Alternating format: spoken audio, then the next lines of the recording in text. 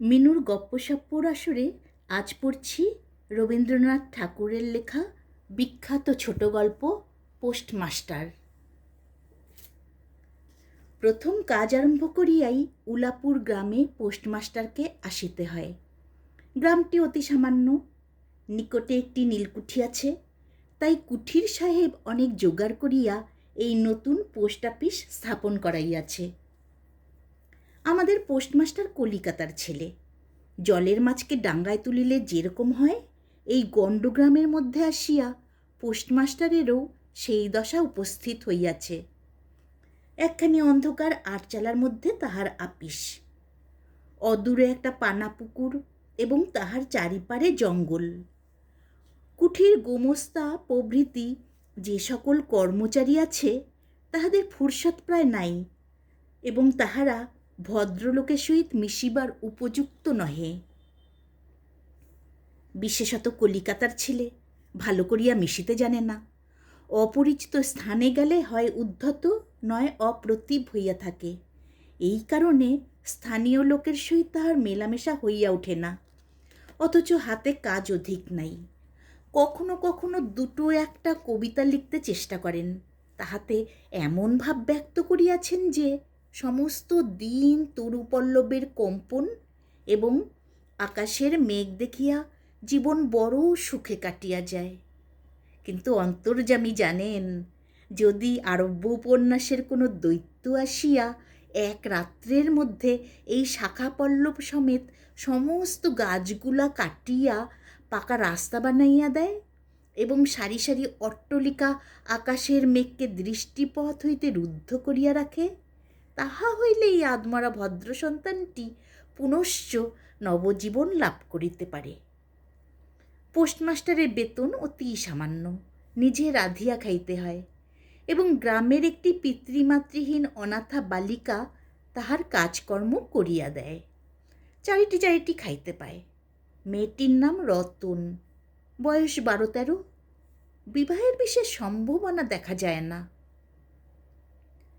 সন্ধ্যার সময় যখন গ্রামের গোয়ালঘর হইতে ধূমকুণ্ডলায়িত হইয়া উঠিত, ঝোপে ঝোপে ঝিল্লি ডাকিত, দূরে গ্রামের নেশাখোর বাউলের দল খোল করতাল বাজাইয়া উচ্চ ঈশ্বরে গান জুড়িয়া দিত, যখন অন্ধকার দাওয়ায় একলা বসিয়া গাছের কম্পন দেখিলে কবি হৃদয়েও ঈষৎ হৃৎকম্প উপস্থিত হইত, তখন ঘরের কোণে একটি ক্ষীণশিখা প্রদীপ জ্বালিয়া পোস্টমাস্টার ডাকিতেন, রতন। রতন দ্বারে বসিয়া এই ডাকের জন্য অপেক্ষা করিয়া থাকিত, কিন্তু এক ডাকেই ঘরে আসিত না। বলিত, কি গা বাবু, কেন ডাকছ? তুই কি করছিস? এখনই চুলো ধরাতে যেতে হবে হেসেলের। তোর হেসেলের কাজ পরে হবে, এখন একবার তামাকটা সেজে দে তো।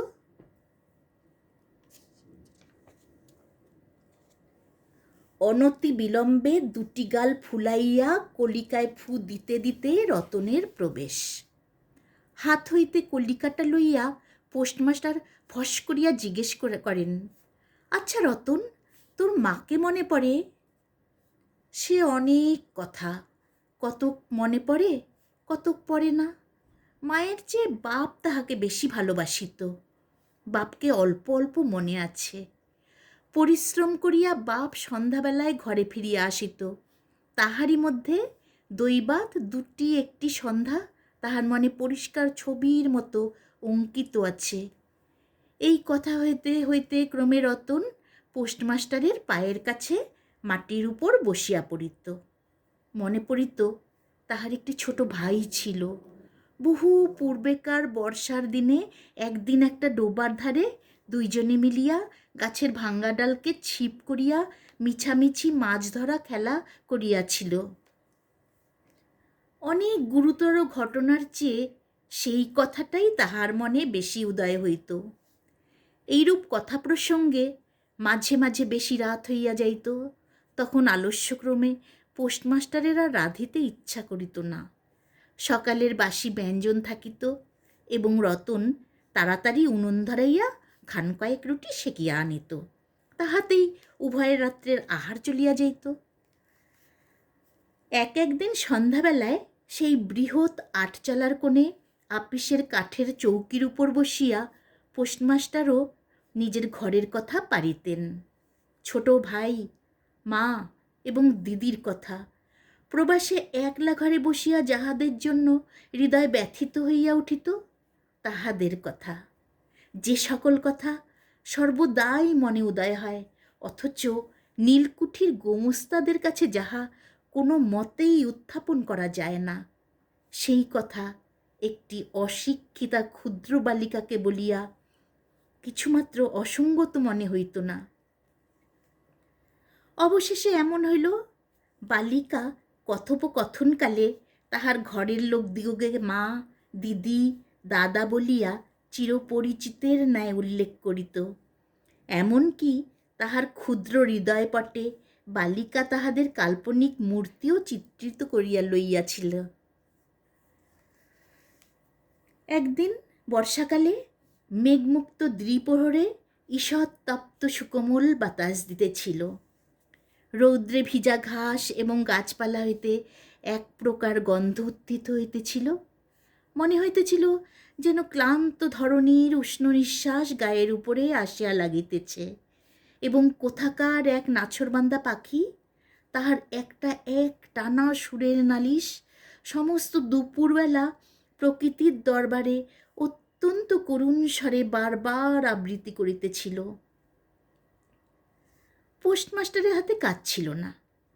সেদিনকার বৃষ্টিধৌত মসৃণ চিক্কণ তরুপল্লবীর হিল্লোল এবং পরাভূত বর্ষার ভগ্নাবশিষ্ট রৌদ্র শুভ্র স্তূপকার মেঘস্তর বাস্তবিকই দেখিবার বিষয়ে ছিল।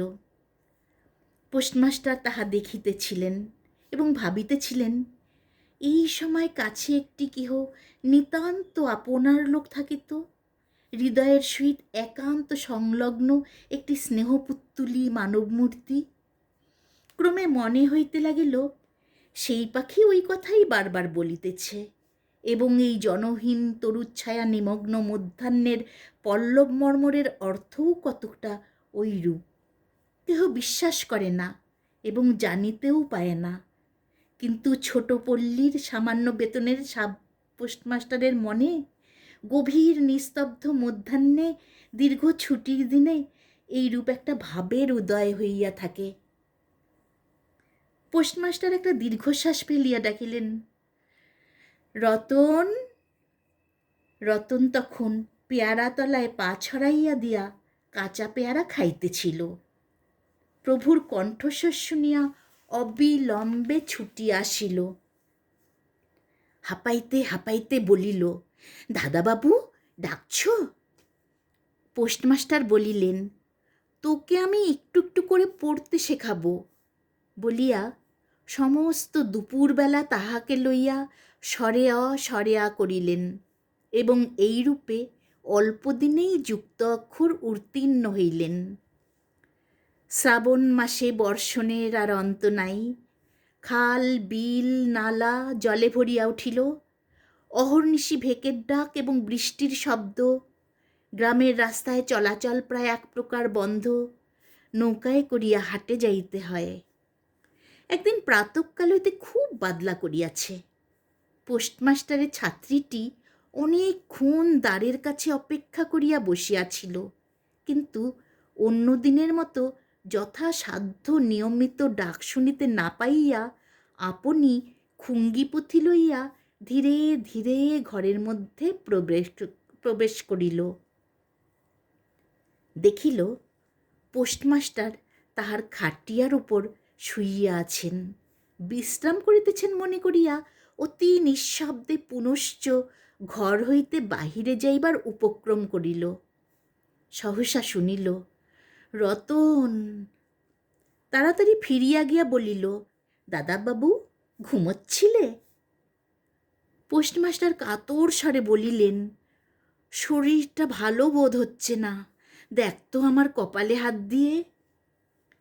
এই নিতান্ত নিঃসঙ্গ প্রবাসে, ঘন বর্ষায়, রোগকাতর শরীরে একটুখানি সেবা পাইতে ইচ্ছা করে। তপ্ত ললাটের উপর শাখা পড়া কোমল হস্তের স্পর্শ মনে পড়ে। এই ঘোর প্রবাসে রোগ যন্ত্রণায় স্নেহময়ী নারী রূপে জননী ও দিদি পাশে বসিয়া আছেন, এই কথা মনে করিতে ইচ্ছা করে, এবং এ স্থলে প্রবাসীর মনের অভিলাষ ব্যর্থ হইল না। বালিকা রতন আর বালিকা রহিল না। সেই মুহূর্তেই সে জননীর পদ অধিকার করিয়া বসিল। বৈদ্য ডাকিয়া আনিল, যথা সময়ে বটিকা খাওয়াইল, সারা রাত্রি শিওরে জাগিয়া রহিল, আপনি পথ্য রাধিয়া দিল, এবং শতবার করিয়া জিজ্ঞাসা করিল, হ্যাঁ গো দাদাবাবু, একটুখানি ভালো বোধ হচ্ছে কি?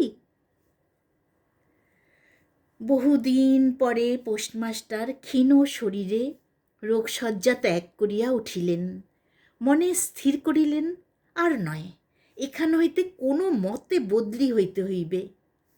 স্থানীয় অস্বাস্থ্যের উল্লেখ করিয়া তৎক্ষণাৎ কলিকাতায় কর্তৃপক্ষদের নিকট বদলি হইবার জন্য দরখাস্ত করিলেন।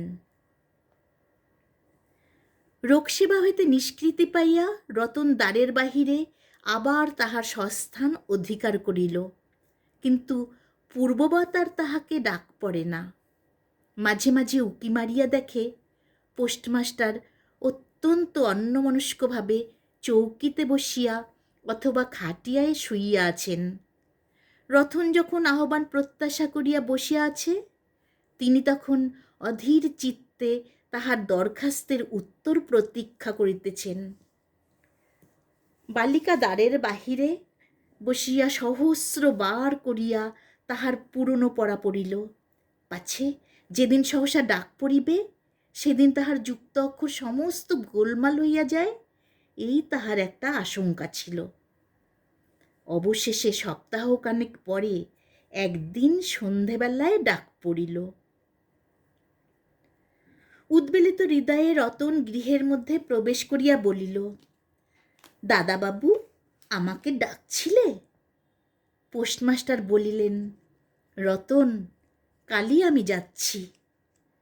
কোথায় যাচ্ছ দাদাবাবু? বাড়ি যাচ্ছি। আবার কবে আসবে?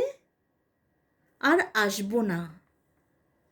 রতন আর কোনো কথা জিজ্ঞাসা করিল না। পোস্টমাস্টার আপনি তাহাকে বলিলেন, তিনি বদলির জন্য দরখাস্ত করিয়াছিলেন, দরখাস্ত নামঞ্জুর হইয়াছে, তাই তিনি কাজে জবাব দিয়া বাড়ি যাইতেছেন। অনেকক্ষণ আর কেহ কোনো কথা কহিল না। মিটমিট করিয়া প্রদীপ জ্বলিতে লাগিল, এবং এক স্থানে ঘরের জীর্ণ চাল ভেদ করিয়া একটি মাটির সরার উপর টপটপ করিয়া বৃষ্টির জল পড়িতে লাগিল। কিছুক্ষণ পরে রতন আস্তে আস্তে উঠিয়া রান্নাঘরে রুটি গড়িতে গেল। অন্য দিনের মতো তেমন চটপট হইল না। বোধ করি মধ্যে মধ্যে মাথায় অনেক ভাবনা উদয় হইয়াছিল। পোস্টমাস্টারের আহার সমাপ্ত হইলে বালিকা তাহাকে জিজ্ঞাসা করিল, দাদাবাবু, আমাকে তোমাদের বাড়ি নিয়ে যাবে? পোস্টমাস্টার হাসিয়া কহিলেন, সে কি করে হবে? ব্যাপারটা যে কি কারণে অসম্ভব তাহা বালিকাকে বুঝানো আবশ্যক বোধ করিলেন না। সমস্ত রাত্রি স্বপ্নে এবং জাগরণে বালিকার কানে পোস্টমাস্টারের হাস্যধ্বনির কণ্ঠস্বর বাজিতে লাগিল, সে কি করে হবে? ভোরে উঠিয়া পোস্টমাস্টার দেখিলেন তাহার স্নানের জল ঠিক আছে। কলিকাতার অভ্যাস অনুসারে তিনি তোলা জলে স্নান করিতেন। কখন তিনি যাত্রা করিবেন সে কথা বালিকা কি কারণে জিজ্ঞাসা করিতে পারে নাই।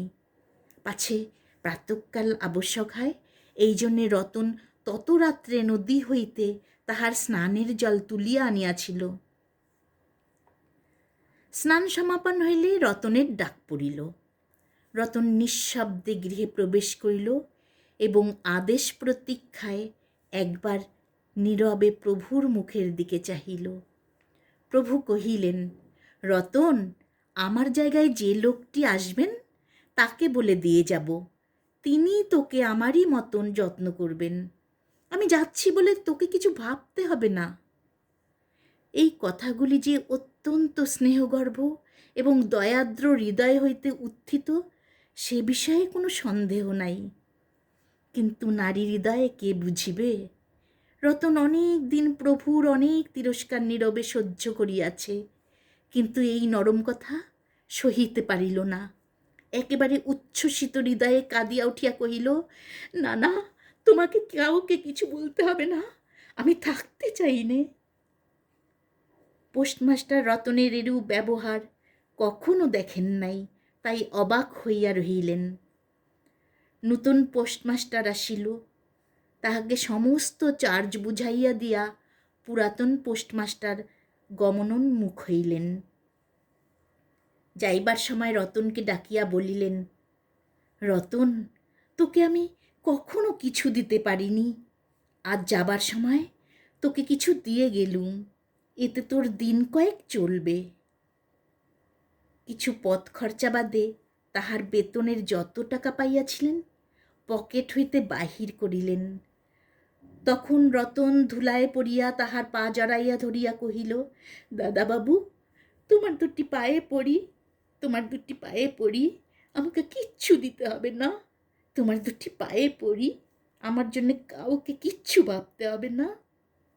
বলিয়া এক দৌড়ে সেখান হইতে পলাইয়া গেল। ভূতপূর্ব পোস্টমাস্টার নিঃশ্বাস ফেলিয়া হাতে কার্পেটের ব্যাগ ঝুলাইয়া কাঁধে ছাতা লইয়া মুটের মাথায় নীল ও শ্বেতরেখায় চিত্রিত টিনের পেট্রা তুলিয়া ধীরে ধীরে নৌকাভিমুখে চলিলেন। যখন নৌকায় উঠিলেন এবং নৌকা ছাড়িয়া দিল, বর্ষা বিস্ফারিত নদী ধরণীর উচ্ছ্বলিত অশ্রু রাশির মতো চারিদিকে ছলছল করিতে লাগিল। তখন হৃদয়ের মধ্যে অত্যন্ত একটা বেদনা অনুভব করিতে লাগিলেন। একটি সামান্য গ্রাম্য বালিকার করুণ মুখচ্ছবি যেন এক বিশ্বব্যাপী বৃহৎ অব্যক্ত মর্মব্যথা প্রকাশ করিতে লাগিল। একবার নিতান্ত ইচ্ছা হইল ফিরিয়া যাই, জগতের ক্রবিচ্যুত সেই অনাথিনীকে সঙ্গে করিয়া লইয়া আসি, কিন্তু তখন পালে বাতাস পাইয়াছে, বর্ষার স্রোত খরতর বেগে বহিতেছে, গ্রাম অতিক্রম করিয়া নদীকূলের শ্মশান দেখা দিয়াছে, এবং নদী প্রবাহে ভাসমান পথিকের উদাস হৃদয়ে এই তত্ত্বের উদয় হইল, জীবনে এমন কত বিচ্ছেদ, কত মৃত্যু আছে, ফিরিয়া ফল কি? পৃথিবীতে কে কাহার? কিন্তু রতনের মনে কোনো তত্ত্বের উদয় হইল না। সে সেই পোস্ট আপিস গৃহের চারিদিকে কেবল অশ্রু জলে ভাসিয়া ঘুরিয়া ঘুরিয়া বেড়াইতেছিল। বোধ করি তাহার মনে ক্ষীণ আশা জাগিতেছিল, দাদাবাবু যদি ফিরিয়া আসে, সেই বন্ধনে পড়িয়া কিছুতেই দূরে যাইতে পারিতেছিল না। হায় বুদ্ধিহীন মানব হৃদয়, ভ্রান্তি কিছুতেই ঘোচে না। যুক্তিশাস্ত্রের বিধান বহু বিলম্বে মাথায় প্রবেশ করে, প্রবল প্রমাণকেও অবিশ্বাস করিয়া মিথ্যা আশাকে দুই বাহু পাশে বাঁধিয়া বুকের ভিতরে প্রাণপণে জড়াইয়া ধরা যায়। অবশেষে একদিন সমস্ত নারী কাটিয়া হৃদয়ের রক্ত শুষিয়া সে পলায়ন করে। তখন চেতনা হয় এবং দ্বিতীয় ভ্রান্তি পাশে পড়িবার জন্য চিত্ত ব্যাকুল হইয়া ওঠে।